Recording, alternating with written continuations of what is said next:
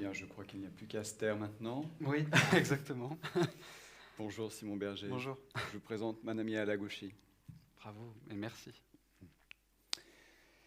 Cette pièce, cette musique, prélude et fugue en sol mineur, BUX-WV 163.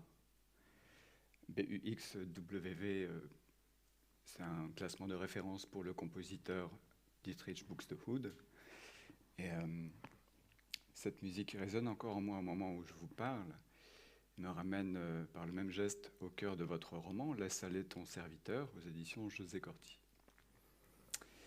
Ce livre, vous l'avez écrit à partir d'un simple fait, un fait historique, hypothétique mais historique.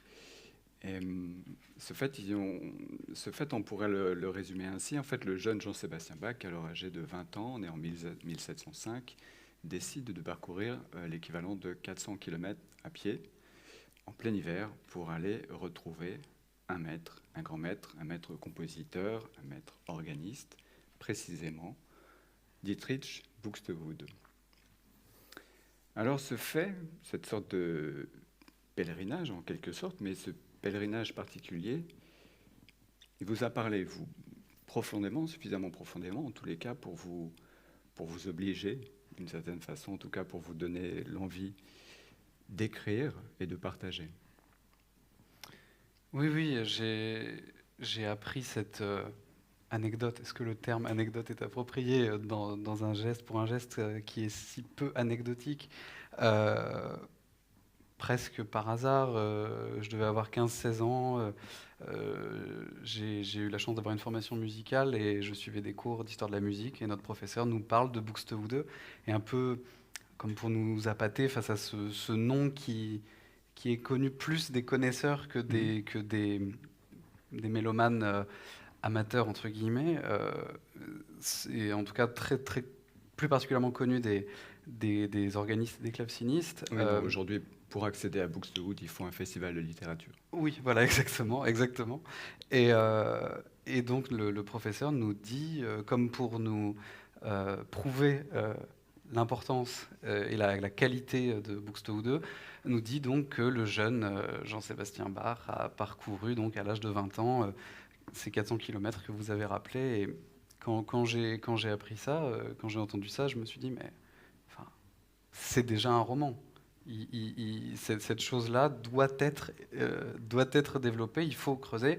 Et il se trouve que, comme vous l'avez rappelé, c'est un fait historique et en même temps hypothétique, c'est-à-dire qu'on sait que le jeune Bach s'est absenté pendant 3 mois, mais certains ont dit que c'était pour rencontrer Buxtehude, mais la certitude, disons, on va dire que la certitude est quasi certaine, mais il y a encore quelques doutes et il y a encore quelques historiens ou musicologues pour dire que ça ne s'est pas passé. Et moi, je trouve que ça se soit passé ou non, c'est le geste, l'idée même de ce geste est absolument magnifique. Et en effet, je trouve qu'il ne faut pas laisser passer ça.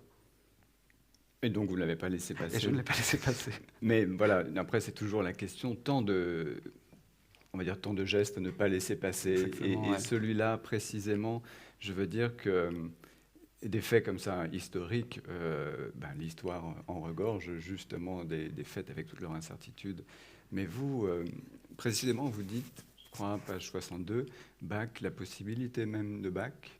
Je vais pas vous faire l'affront de vous écorner. Alors, page 62. Bon, je m'en remettrai. Je le ferai, mais pas en votre présence. Alors, Bach, la possibilité même de Bach est un sujet d'éveil inépuisable et béant. Bach est la cause principale de mes insomnies. Alors, certes, c'est une phrase issue d'un roman. Cela étant dit, vous a quand même tenu en éveil, ce Bach. J'ai été démasqué. En effet, c'est bien moi qui parle. Oui. J'ai toujours eu un amour absolument immodéré pour Bach, que j'ai allègrement massacré en tant que violoniste dans mes années de conservatoire. Mais j'espère qu'il ne m'en veut pas. Mais oui, en tant que mélomane, moi je trouve que c'est le continent absolu. Il a écrit pour tout le monde, pour tous les goûts, pour tous les instruments, dans tous les genres. Il y a une espèce c'est un univers, quoi. C'est un univers à lui tout seul. Et Et on a tendance à voir dans ces univers que sont les génies des sortes de planètes isolées, de systèmes solaires à eux tout seuls, sans voir qu'il y a d'autres choses qui gravitent autour d'eux et qu'ils ont eux-mêmes une filiation. Et donc, savoir que ce Buxtehude avait pu compter dans le parcours du génie Bach et que ce Buxtehude avait même pu peut-être participer à la création, à la co-création du génie de Bach, je me suis dit, bon, là, il y a quelque chose qui s'est passé. C'était peut-être un peu décomposer le mythe, le ramener à une dimension humaine. Alors, sans forcément aller là, parce que, alors, je suis tout à fait d'accord pour dire que euh, le génie, on a trop souvent tendance à penser qu'il est supra-humain, non, il est extrêmement humain, et c'est ça qui fait justement qu'il est presque incompréhensible pour nous, c'est que c'est quand même un être de chair. Et, euh, et me dire que cet être de chair a fait ce qu'il a fait, donc a été le Bach qu'on connaît, et qu'en plus il est allé marcher en plein hiver pour aller se trouver un maître, presque s'inventer un maître, dans la personne de Buxtehude, qui en plus est un immense compositeur, comme on a pu l'entendre. C'est quand même une qualité d'écriture qui est phénoménale, et ce dans tous les domaines, que ce soit pour le clavecin, l'orgue ou la musique sacrée. Je me suis dit, on a quand même une rencontre de deux chairs comme ça au début du XVIIIe siècle qui font, d'une certaine manière, on assiste à presque le geste d'un passeur, de ce vieux maître qui va faire ou dire quelque chose à ce Bach qui deviendra le Jean-Sébastien qu'on connaît maintenant. Ça, j'ai trouvé que c'était absolument inépuisable comme geste et comme fait.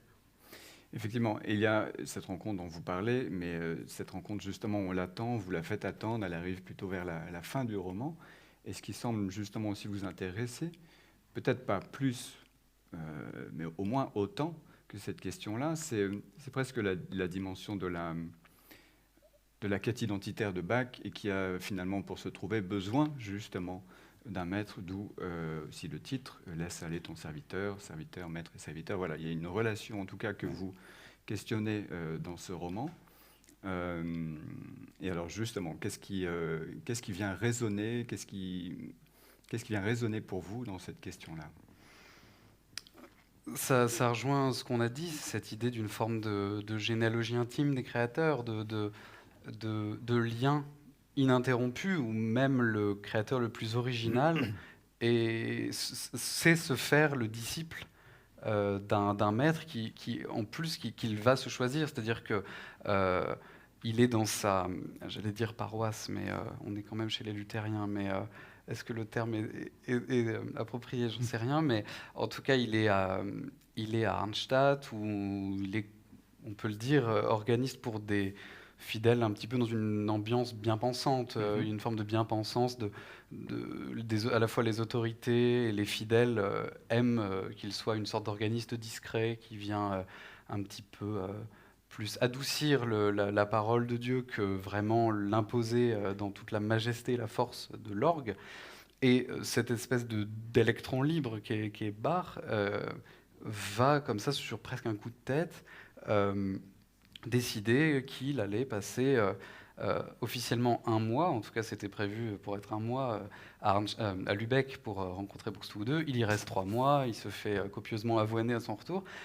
Tout ça est vrai, on sait qu'il y a eu dans la vie de Bach un trou de 3 mois, il n'était pas à Arnstadt et il s'est fait réprimander parce que son style avait changé, parce qu'on trouvait qu'il prenait trop de place à la tribune, parce que ses improvisations étaient trop hardies, les modulations étaient trop loin du ton principal. Enfin, il y avait des choses qui dérangeaient, vraiment dans toute la force du terme déranger. Et on a fini par le muter, exactement comme un fonctionnaire récalcitrant. Et alors moi, je me suis dit bon, qu'il y a eu un tel tonnerre dans la vie de Bach, un tel ouragan, et qu'en plus, ce soit lui qui soit allé chercher lui-même cet ouragan pour en être la victime consentante. J'ai trouvé que c'était quelque chose absolument fondamental. Oui. Alors vous dites victime consentante, c'est un peu comme servitude volontaire. Voilà. Oui. des vastes questions, mais des questions profondes, d'autant plus profondes dès lors qu'il s'agit de Bach, que quand on parle de servitude, bien sûr, il y a la question du maître que vous creusez ici avec Buxtehude. Derrière le maître, il y a bien sûr la musique, au service de la Bien sûr. musique, le don de soi, le donner sa vie à la musique, et donner sa vie à la musique sacrée, c'est-à-dire que derrière la musique, il y a bien sûr Dieu. Autant dire que ces questions, à la fois identitaires et tournées vers un autre, sont extrêmement profondes, extrêmement complexes. Déjà, en plus, quand il s'agit d'un autre que soi. Et vous avez, ce sont des questions que vous auriez pu creuser par le biais de la philosophie. Au moment de la sortie de ce livre, vous étiez, je ne sais pas si c'est encore le cas aujourd'hui, étudiant en philosophie à l'École normale supérieure. C'est toujours le cas. Vous auriez pu donc aborder toutes ces questions très profondes, très complexes, de la psyché humaine, de la construction de soi, du rapport à l'autre, par ce biais-là. Et pourtant, il vous a semblé, peut-être, je ne sais pas si c'est plus naturel, mais en tout cas, vous avez choisi le roman pour creuser cette question et pour y passer votre temps. En effet, il me semble que c'est ce qu'on disait presque en commençant, que ce qui compte, notamment dans une histoire comme ça, c'est la chair. Et c'est même l'incarnation. C'est-à-dire que, certes, on est en présence d'un thème inépuisable et à peu près universel, c'est-à-dire la transmission, la construction d'une identité artistique, le rapport au sacré, la notion de service. Tout ça, en effet, sont des choses qui valent en tout temps et en tout lieu. Mais comme vous le rappeliez, ce qui est intéressant là, c'est aussi cette chair particulière qu'est le jeune Jean-Sébastien Bach, et cette autre chair, cette vieille chair qui est au nord de l'Allemagne, qui est la chair de Buxtehude. Et non pas que la philosophie soit nécessairement une discipline désincarnée, bien au contraire, mais le roman a cette force que n'a sans doute pas l'essai philosophique, dont d'ailleurs je me sentirais, je crois, absolument incapable, mais le roman a cette force qui est de mettre immédiatement en présence d'une chair, ou de plusieurs chairs, et de tout de suite, comment dire, susciter cette incarnation qui, à mon avis, est nécessaire, c'est-à-dire que pour mettre en jeu des notions universelles, telles que celles que vous avez rappelées, euh, rien ne vaut sans doute le passage par la chair particulière malgré tout. Et l'universel ne se pense pas déconnecté de cette chair et de l'individu. Et ce qui m'intéresse, et ce qui je crois est la grande force du roman en général, hein, bien sûr, c'est précisément ça, c'est d'être projeté dans l'arène des chairs et de voir ce qui d'une chair se dégage d'universel. Je crois vraiment que c'est ce qui a fait que pour moi le roman s'est imposé tout de suite, cette forme-là. Quel que soit le rapport à la réalité, je veux dire, parce que là justement on creuse une histoire où volontairement c'est un jeu, il y a quelque chose aussi d'aller malicieux, c'est à la fois... en tout cas, je veux dire, cette idée d'aller reconstruire la jeunesse de Bach, cette idée-là, excusez-moi, je perds mon idée première.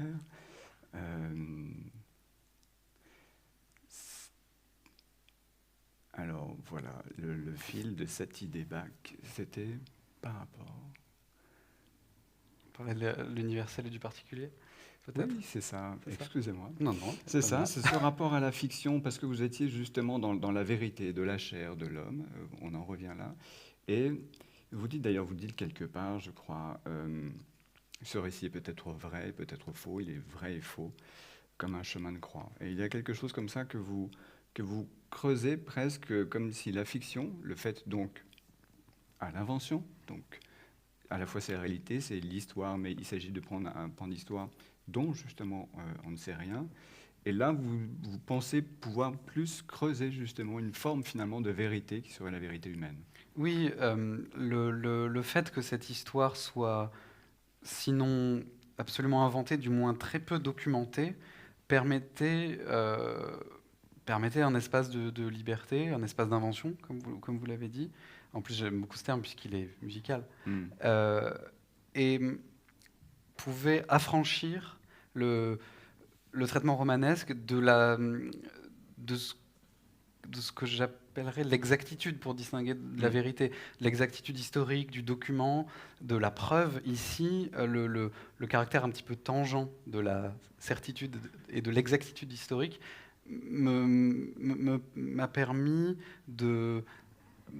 Bon, déjà, c'est bien pratique, mais et m'a permis d'essayer d'extraire de ce peu d'histoire ce qui en moi résonnait, ce qui pour moi était la vérité de cette histoire, qu'elle soit réelle ou fausse. Disons que la réalité m'importait peu, tant que cette histoire avait une sorte de vérité. C'est pour ça que je compare ça dans ce que vous avez cité au chemin de croix, parce qu'après tout, le chemin de croix, c'est une manière très schématique de voir la passion. On découpe en 14 stations, on dit, bon là, il s'est passé ceci, tout ça est extrêmement symbolique, et finalement, que ce soit la réalité, que ce soit le bon ordre, que ce soit la chronologie, qu'il y ait des documents ou non qui l'attestent, finalement, peu importe, ce qui compte, c'est la vérité qui se dégage de ça. Et pour moi, c'était un petit peu analogue, c'était une forme de... Finalement, c'était la vérité de la fable aussi, c'était ce qui reste une fois que l'historien a décortiqué. Et là, évidemment, là où c'était pratique pour le traitement romanesque, c'est que le décortiquage historique est déjà assez malhabile par rapport à cet épisode. Oui, et puis il y a une part de fantasme aussi, de se glisser dans cette histoire-là. Complètement, d'être une petite souris qui suit Bach sur 400 km, oui, c'est un rêve. C'est ça, et en plus pour arriver pas n'importe où, c'est-à-dire qu'il arrive dans les fameuses Abendmusiken, justement à ce moment-là. Peut-être vous pouvez nous rappeler exactement ce qu'étaient ces fameuses Abendmusiken. Oui, alors si je parle sous votre contrôle, mais c'était des soirées musicales qui, je crois, se tenaient particulièrement durant le temps de l'Avent, peut-être aussi avant Pâques. En tout cas, c'était lié aux grandes fêtes chrétiennes. Je crois que c'est le prédécesseur de Buxtehude, qui était Franz Thunder, si je ne dis pas de bêtises, qui a initié cette tradition, reprise et développée par Buxtehude, de musique du soir, donc Abendmusiken, qui se jouait dans l'église Sainte-Marie de Lübeck, et qui était une forme de concert spirituel pour les fidèles. Voilà, qui avait lieu donc tous les dimanches de l'Avent. Tous les dimanches, justement, donc, comme une sorte de mini-festival en fait. Exactement. Et donc voilà, et donc il y a cette rencontre que vous imaginez, Bach justement arrivant dans justement dans ces fameuses Abendmusiken, où en plus justement c'était des occasions en même temps pour Buxtehude d'aller creuser un petit peu au-delà on va dire, des obligations liturgiques, justement. Exactement. De développer un champ de composition beaucoup plus large. On peut imaginer effectivement que ça ait pu alimenter tous les fantasmes même de Bach, et que quand il revenait, c'est petite anecdote, là je veux le dire parce que c'est pas de la mienne, Manami m'en parlait juste avant, mais là je pense que je vais la laisser se concentrer, tout à l'heure, elle va bientôt, mais Manami me disait que justement, vous savez que Jean-Sébastien Bach a été très questionné par les questions de tempérament musical. L'accord, c'est à lui qu'on doit justement la question du clavier bien tempéré. Or, il y a un accord particulier justement qui était utilisé à Lübeck, l'accord de le tempérament de Lübeck, de Werkmeister, je crois, c'est ça. Et donc voilà, et que Jean-Sébastien Bach, en fait, ayant justement assisté à ces fameuses Abendmusiken, a été totalement fasciné par cette façon d'accorder ces instruments qui donnaient une tonalité toute particulière. Et sachez qu'aujourd'hui, justement, Manami a tenu à accorder le clavier selon le tempérament utilisé justement à cette époque-là par Buxtehude. Je vous propose maintenant peut-être d'entendre comme la réponse un peu du serviteur au maître. C'est bien légitime et on en profite. Un prélude et fugue en la mineur de Jean-Sébastien Bach.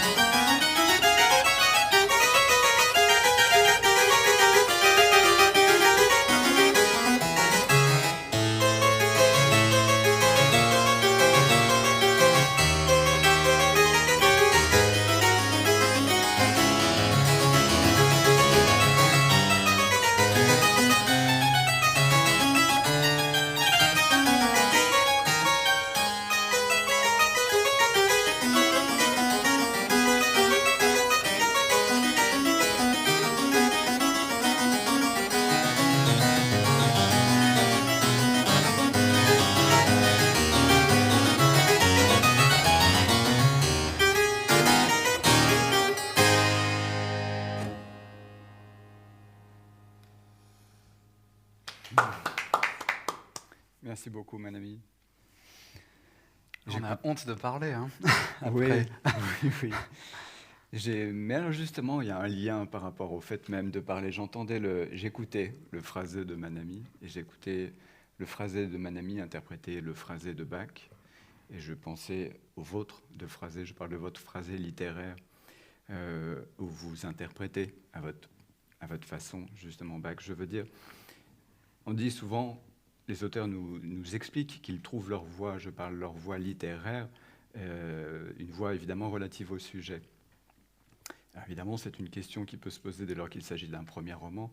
Je veux dire, je me souviens bien de ce phrasé élégant, souvent profond, souvent malicieux, comme je le disais, et je ne pouvais pas savoir si cette malice et cette profondeur étaient celles que vous inspirez Bach ou si c'était tout simplement la vôtre. Alors, je ne vais pas vous le demander, parce que ça fait partie justement des mystères et de ce qu'on ne sait pas, qui justement, ça c'est notre plaisir de lecteur, de ne pas savoir et de s'imaginer.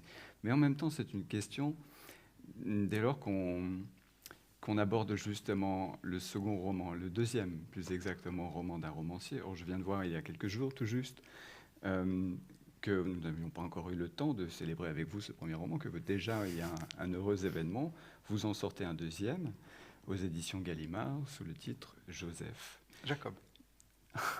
Veuillez On reste m'excuser, dans je l'Ancien ne l'ai pas Testament. encore lu. On reste dans l'Ancien Testament.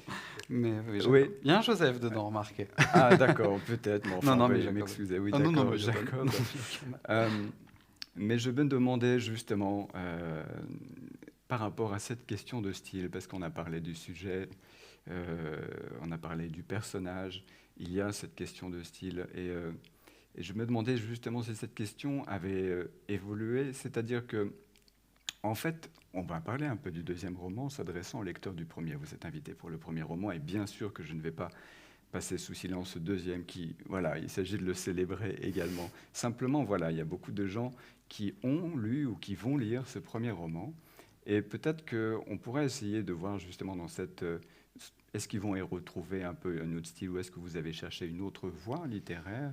Et deuxièmement, deuxième question, parce que ça c'est la question toujours très intéressante dès lors qu'il s'agit d'un deuxième roman, est-ce que vous commencez à voir se dessiner une ligne artistique dans votre propre travail, des figures récurrentes, ou est-ce qu'au contraire vous êtes allé voir ailleurs, voir si vous y étiez aussi? Vaste question, et pour une large part, c'est difficile d'y répondre soi-même. Sans doute que les lecteurs sont plus à même de voir aussi ces choses-là, même si évidemment le travail du style est sans doute la partie la plus consciente de l'écriture. Le sujet de La Salle et ton serviteur, comment dire, m'a permis de faire ce que j'aime, c'est-à-dire d'essayer de faire de la musique avant tout, et de reproduire autant que faire se peut dans l'écriture ce que la musique provoque en moi, et ce que j'aime dans la musique, et ce que j'aime chez certains écrivains qui ont ce sens musicien.